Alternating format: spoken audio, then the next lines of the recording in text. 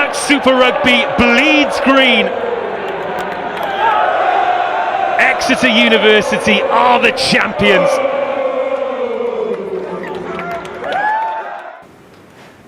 We don't want to play that way. Don't play. That was my mentality.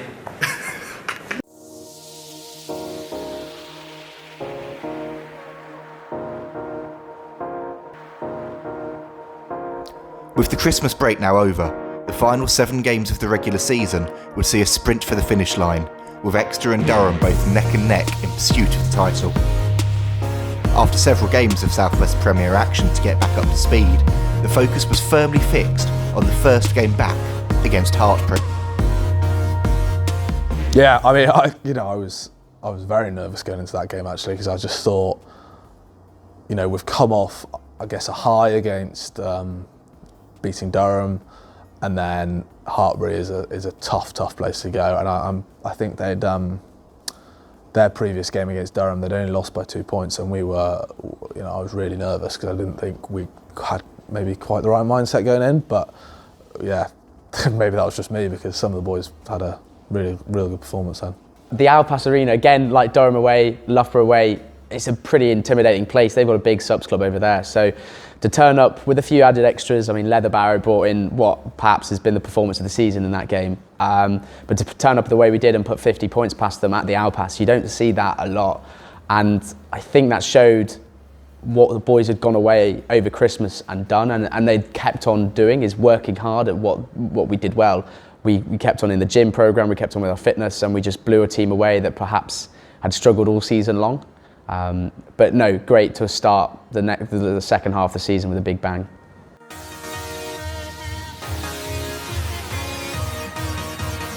The Alpas Arena is a notoriously tough place to visit, and whilst the side would have to cope without Daffyd Jenkins after his elevation into the chief setup, they were able to call on a now fully fit OLLY Leatherbarrow for his first BUCS Super Rugby appearance of the season.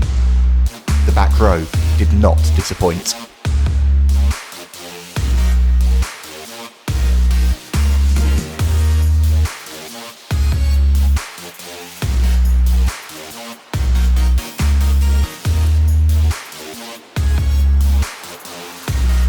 Leatherbarrow would finish the evening with 2 tries to his name, earning a call up to the Scotland under-20 squad the following morning.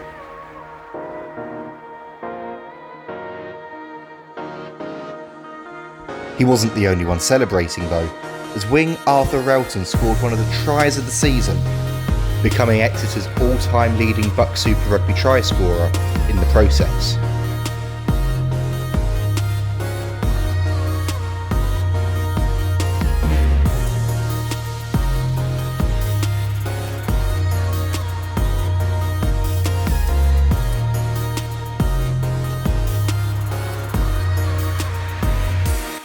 Leatherbarrow with his little pick from the base, setting up. I don't know who he passed to, but they went about 20 metres and then just literally set straight to 10, passed it along the back line. I got the ball and I think I was like dummied inside to Bliss, and I think he's been giving me chat all year since. Should have passed to me, mate. You should have passed to me.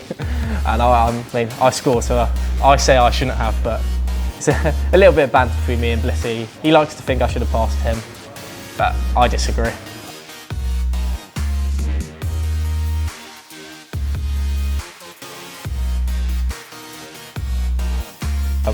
We started really strong, and then that kind of just set the tone. We continued, not just through the game, but actually through the season. Probably you talk about key moments, but I think probably the first 5 minutes of that HARTPURY game was one of the key moments in the season. After securing victory at the Alpas, attention now turned to a West Country derby against local rivals Bath. Boys are always on fire when it comes to Bath. Like, we might be down and out, but the boys always perform. And next thing you know, the week after we're on fire, then the week after we're on fire, and we're winning games. It happens. RELTON was certainly on fire, as he scored after just 8.81 seconds to give his side the perfect start at Topsham. So I always get told to chase the kickbacks pretty hard. I think it's a bit of strength. Like, I want to go up and compete, and like the ball just bobbled about. And next thing you know, I'd caught it and I was diving over the line.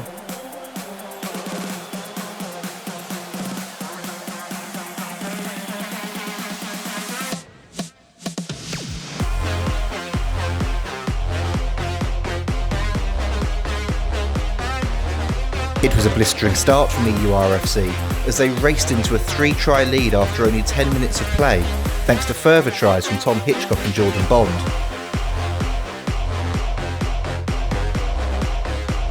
Before the bonus point was secured on the stroke of half-time.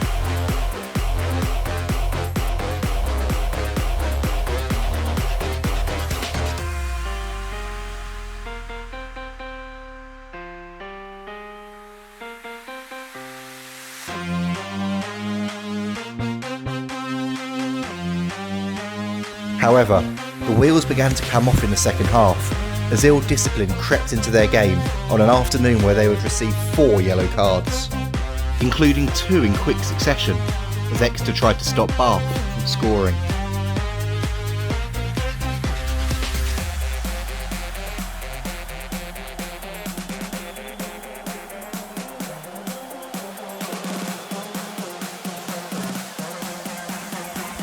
With less than 2 minutes left of the match, Bath hit the front for the first time in the afternoon. It was a try that would secure a dramatic victory to dent the fortress, or so the visitors thought.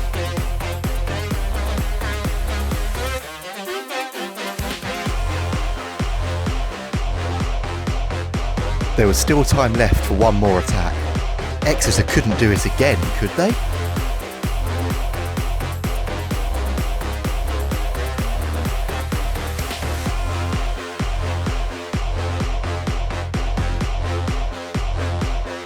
With the clock well into the red, there was still time for one last moment of magic as Exeter pulled it back from the brink again, as Arthur Thomas dived over in the corner to seal a remarkable victory. Yeah, look, you got to get a bit of luck here and now, haven't you? You know, we've had moments where the luck's not broke for us this season, so it was nice to have for the luck to break us that way. But actually, if you look at that game, you know, we were on top for most of it, and actually a learning from that was learn to control games when you're up in them. And we didn't do that, so you know, it was good that we got a result. Fantastic for AT to score that, and Cam made the break before, which was, you know, a great line. So yeah, it was good to get the result, you know, regardless of the controversial ending, but we'll take it. I know their coach got a little bit salty online about it, but their last minute try for AT in the corner shows our resilience. Ben Jones on the flare absolutely went mad again when when we had to pull a late winner out against Bath. So a bit of deja vu, but again, those are the kind of games where it comes down to the season where you go, are you going to push for the top, or are you going to let it slide, and you're going to be a mid-table side? And those tight victories that you pull away from, or you get the bonus point in the last minute, those are the ones where you go, that's where the season was made. And I think Leeds Beckett, yes, our defensive performance in that game wasn't that great, but it was great to see people like Cam Bullard come back and put in performances that really nailed on him in the squad. I mean, he's got a chocolate shoulder, but other than that, he's a pretty sizable chunk. I mean, the Chiefs boys are very envious of his quad size, so it was great to see him get a good performance and good win, I suppose.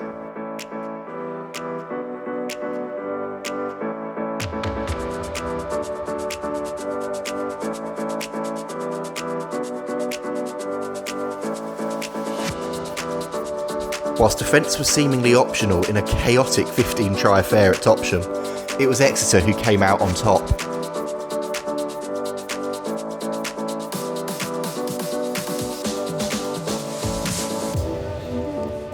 This was also the match that saw fly half Alec Lloyd-Seed assert himself as the side's first choice 10 after a season-long battle with Josh Barton.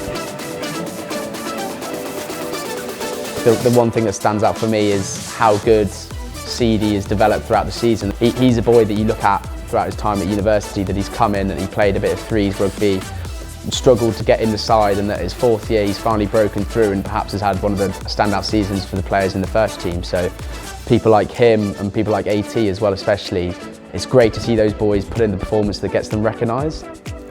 With just 4 rounds to go, both Exeter and Durham were refusing to blink first in what was turning into a title race for the ages. Despite all eyes starting to focus on Varsity against Loughborough, there was still a job to do first against Northumbria, as EURFC battled both the Northerners and the gale force wind. In the case of hooker Chris Moore, it was clearly the wind that came out on top. You know, one of my favourite moments from the season is Chris or Eeks when he throws in the dart, and not only does the dart do that, but he sort of has a little shake out at the end, and that kind of ended up trending on England Rugby, which was fantastic.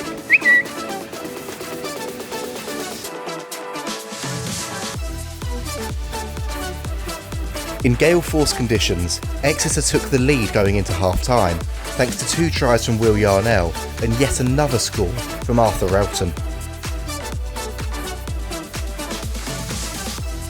They would secure the bonus point with just a few minutes remaining, much to the relief of the club analyst, who was nearly blown from his filming position, as the wind continued to pick up. Now, all the focus was on Varsity. This one was set to be bigger than ever before. This year, they just got bigger. The one against Met, like I said, was phenomenally rowdy, probably not as big. And then next thing you know, we play in Loughborough. So many memories come back from that Loughborough game, not just the fans, not just the sellout Sandy Park and the fact they're having to fill another stand because how many people are wanting to get in there, but the long defensive set at the end. I think Eagle counted there was 24 phases where we knocked them back about 20 metres with the game on the line. Yeah, it was just an unbelievable evening. You know, the whole build-up. You know, you're in the change room, you can hear them outside, you can hear that atmosphere. You know, it feels like the entire university was there. You know, we had the second stand open, which was just, you know, unbelievable. Yeah, just, you know, put a smile on thinking about it. Whilst the Varsity build-up was continuing apace, the players knew that they had to focus on their own performance, with training going up a level in the run-up to the game. For captain Ollie White, this would be a particularly special evening, as he finally got to lead the side out at Sandy Park, having missed the last Varsity clash through injury. Yeah, I mean, that was great. Getting that big crowd and leading the boys out for that was just awesome. Yeah, they're just real special nights, and you know they're the reasons why you come and play university rugby and university sport. So yeah, it was a real honour, I guess. Second versus third in the league.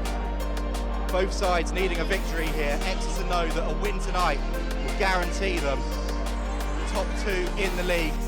And I'm just going to pause and hear the sound below as Ollie White leads the team out. Here we go, they're underway from Lloyd Seed. 13 minutes, give or take, on our clock. The ball's gone wide. Here's the opportunity then. And it's gone wide, and it's Arthur RELTON! Look at the scenes down there in the corner. 15 minutes on the clock, first blood to Exeter. Arthur RELTON with his 14th try this season. Really, really well worked score there. Coming back towards this short side now. Another huge hit goes in on Milo Hallam. Lloyd Seed, the ball's going wide again. Arthur RELTON, what can he do now? Arthur RELTON, he's gone past 1, he's gone past 2, he's offloaded. Bliss, Jordan Bond, has he got him down? What a score from Exeter! I mean, if you watch it, the boys go pretty nuts every time they score. I remember Bondi scoring, all the subs in, right in front of the crowd. Like, you basically almost end up in the crowd, you get that carried away. There at the middle of the park. Has a lovely little dummy by Lloyd Seed, he's away, has he got the legs? He's pulled down a metre short. Big scrum then from Exeter, they're building. Addison's controlling it at the base, 3 metres out, 2 metres out, 1 metre out. Tom Addison, he's over! Third try for Exeter University, and it's Tom Addison, the number 8. It was good to get a score. I don't get too many in Super Rugby, so to get one kind of in Varsity was, yeah, incredible. Right in front of the photographer as well, so I'll take that. And hopefully we can't call it a good side, but at least he got a photo. Another strong carry, they're 2 metres out, looking to level proceedings, but it's a penalty for Exeter. Will Yarnell, Will Yarnell playing like a flanker in that 9 jersey. We're not just a side that will kick the points and get the win, we're a side that wants to score and get those bonus point tries. So the crowd, the performance, the defence are one of the highlights of my university career. In range, in sight, searching for that 4th bonus point try, but also try to take them back into the lead. That's a really clever line-out play, really clever. 9, 10, 11 people in there for Exeter, and it is that try. It's a penalty try. The full 7 points for Exeter. they're throwing everything. They throw the kitchen sink, they throw teddy leather bar at us, and we just go, no, we'll put up defensive wall and keep putting in the shots. 20 release! That is time, that is time, that is time. And that is it. And it's Tom Anderson actually who picks it into touch. And it's full time here at Sandy Park. Exeter secure varsity bragging rights, 26-21.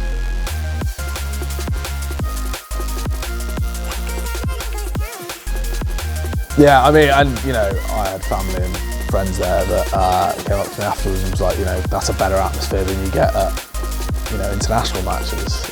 It's just incredible. You know? It's great to get the whole student body out supporting.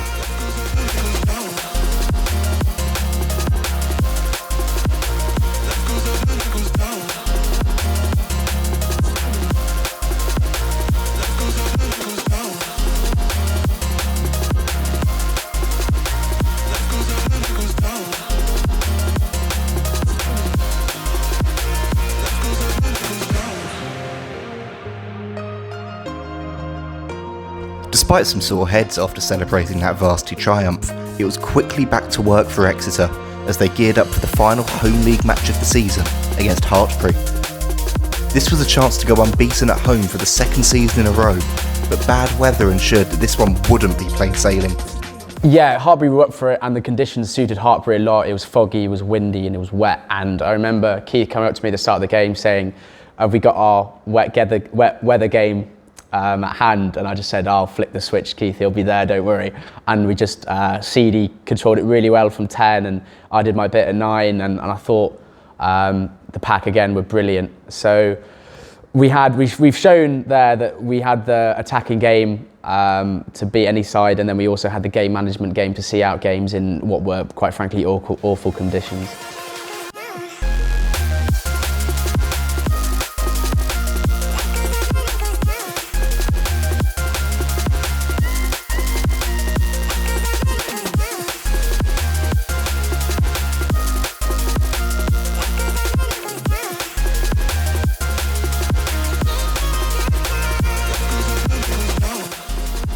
In challenging conditions, Exeter delivered a wet weather masterclass on the rubber crumb.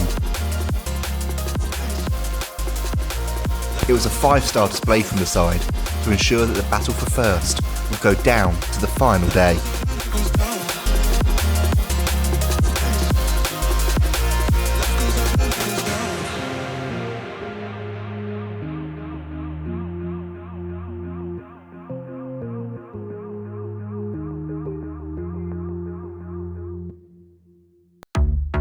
This result was one that showcased the growing confidence within the side as they put HARTPURY to the sword in ruthless fashion.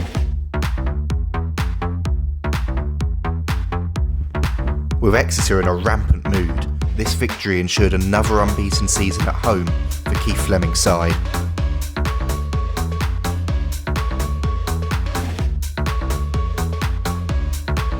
Yeah, I mean, that's, you know, an incredible record, I think, for any team. I think it really shows what a fortress and hard place to come Exeter is. Yeah, I mean, a lot of teams push us hard, but I think the crowd that we often get is real good, and then, you know, the facilities and the Topsham and the Crumb being a hard place to play. Arriving at King Coyd, Exeter still had a chance of overhauling Durham at the top of the table. However, they were blown away by Cardiff Met on a challenging evening in the Welsh capital. From one of the backs, it's impressive to say the least. It is indeed, but Cardiff Met do have possession now, and it is Iwan Shenton out to the wing. It's in the hands of Cian Richards, over to Romazeng, and Romazeng does get it down for the first try of the game. Cardiff Met looking dangerous now in this attacking position. Will Rigg, a man who can burst his way through as many challenges as he likes. He works his way through 2 or 3 there, and Will Rigg finds his way to the try line. I mean, the Met game was a tough one because obviously, effectively, there was nothing on the line for us. Obviously, Northumbria versus Durham, you know, so first v last, and second v third was always going to be, almost impossible for us to clinch it at that point. So I think there was obviously a little bit of a weaker mindset going into that. It'll take a big performance though, Griff, in the second half if they are going to come back and offer some sort of a challenge. Oh, certainly, especially going into the wind in the second half as well. The captain, Ollie White, makes some great yards there. Here come Exeter. Can they get the points before the end of the half? Lloyd Seed will hope he can do so. Here they come then, Exeter. Milo Harlem goes over the line. This is a route to score tries that they've used all season. Ball in hand with Tom Hitchcock. The two centres really looking to make an impact today, but it is their opposite numbers who've actually had their stamp on the game. Exeter looking dangerous though, similar position to where they found themselves in the first half as Chris Moore goes over the line. Like that final game, which didn't really mean much to us in the context of a league where we embarrassed ourselves, to be fair, but I remember I got a bit angry afterwards. There's a little interview of me losing my head a bit. I think a lot of boys are going to have a hard look at themselves, their mental preparation and what they do in these games, and I think we'll be best for it. Cardiff Met in third now, they're on our side of a draw, play them again, that's the motivation the boys are going to need. We're going to want to go smack them. In terms of the message that we took from it, you could tell people like RELTON weren't going to let the boys forget it. His post-match speech was quite up front, quite brutal. I mean, Cardiff Met used it in their pre-match speech for the semi-final. That didn't really work, but the boys took a lot from it, and they knew that whatever came at us in the quarter-final and then hopefully the semi-final, they had to be mentally switched on. With the regular season now over, Exeter would face knockout specialists HARTPURY in the quarter-finals. With every match now win or bust for the side, the road to Sixways was fraught with danger. So I think we were just a little bit too conservative for what we normally are. So for us it was just about putting a good account for ourselves and giving everything we've got. I don't think we've had a better start than our season. I think it was 21-0 up, was it? Like, pretty sick, wasn't it? Those little 50-50 moments haven't been going their way, but this might be a game turner. Huge decision for the referee and he awards it immediately. One more game between now and the end of the season. Durham and Exeter have that date with destiny. It is Exeter versus Durham, first v second in the league for all of the marbles. Well, yeah, I'm kind of lost for words thinking about it. It was just an unbelievable day and it rounded off what has been a spectacular 4 years.